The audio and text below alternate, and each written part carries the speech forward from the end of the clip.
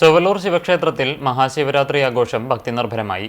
3 ദിവസങ്ങളിലായി നടന്ന ആഘോഷങ്ങളുടെ ഭാഗമായി ശുദ്ധികലശം, ശ്രീഭൂതബലി, വിശേഷാൽ പൂജകൾ, അഭിഷേകങ്ങൾ, നിറമാല, ചുറ്റുവിളക്ക് തുടങ്ങിയ ചടങ്ങുകൾക്ക് ക്ഷേത്രം തന്ത്രി കീഴ്മുണ്ടയൂർ നീലകണ്ഠൻ നമ്പൂതിരി, മേൽശാന്തി കൊഴുപ്പുറം ഉണ്ണികൃഷ്ണൻ നമ്പൂതിരി തുടങ്ങിയവർ കാർമ്മികത്വം വഹിച്ചു. ശിവരാത്രി ദിനത്തിൽ രാവിലെ 6:30 അഷ്ടപതി, 7 മണിക്ക് പെരുവനം കുട്ടന്മാരാരുടെ മേള പ്രമാണിത്വത്തിൽ മേളത്തിന്റെ അകമ്പടിയോടെ എഴുന്നള്ളിപ്പ്, 10 മണിക്ക് നാഗസ്വര കച്ചേരി എന്നിവ നടന്നു.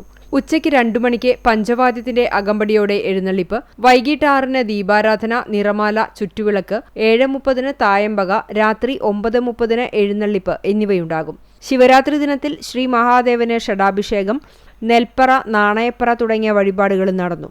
എഴുന്നള്ളിപ്പിന് പഞ്ചവാദ്യത്തിൽ കലാമണ്ഡലം കുട്ടിനാരായണൻ പ്രമാണിത്വം വഹിക്കും. പുരാണ പാരായണം, ക്ഷേത്രകലകൾ, ഫാൻസി വെടിക്കെട്ട്, അന്നദാനം തുടങ്ങിയ പരിപാടികളും ശിവരാത്രി ആഘോഷത്തിന്റെ ഭാഗമായി ക്ഷേത്രത്തിൽ നടക്കും.